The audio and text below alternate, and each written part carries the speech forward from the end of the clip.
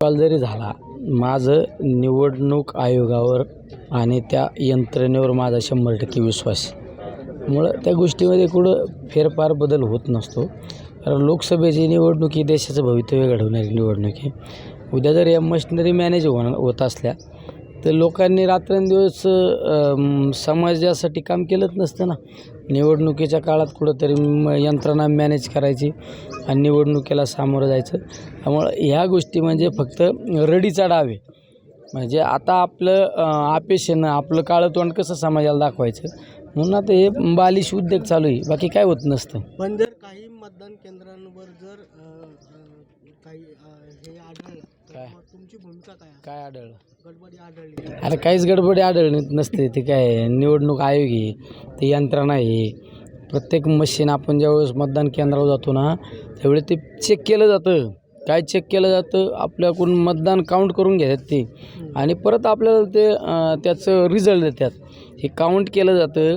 वास्तविक पाहता आमच्यासारख्यानं तक्रार करायला पाहिजे. तुम्ही भाजपचे, तुमचं देशात सरकार आणि तुम्हीच जर या यंत्रणेवर अविश्वास दाखवते याचा अर्थ तुम्ही कोणाशीच प्रामाणिक नाही ना. पण जर ती मतमोजणी जर सही म्हणजे साबित झाली तर काय वाटतं की EVMवरचा विश्वास अजून दृढ होईल? जे काही आरोप तुमच्या वतीने देखील विरोधी पक्षाच्या वतीने देखील करण्यात आले होते की EVM माझ्या मतदारसंघात मी सगळं बारकाईने पाहिलेलं आहे, सगळं अभ्यासलेलं आहे आम्ही. त्यामुळे इथं कुठलाही फेराफेरी होणार नाही, काही होणार नाही. त्यामुळं काही होणारच नाही तर चर्चाच कशाला करायची. नाही, पण जर ते सही जर साबित झालं तर हा निकाल जो आहे तर तो देशात जाणार आहे. EVMवरचा विश्वास जो विरोधी पार्टी म्हणते की गडबडी होती तर तो कुठंतरी खोडला जाणार आहे.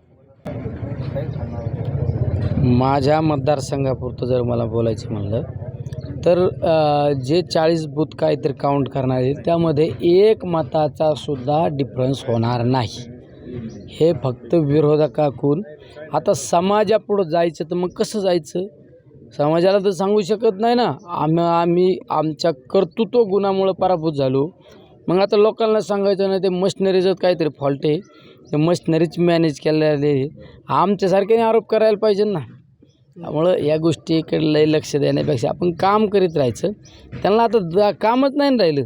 त्यांना आता अर्ज देते आणि अजून निवडणूक आयोगाकडे अजून काही तक्रार करतील.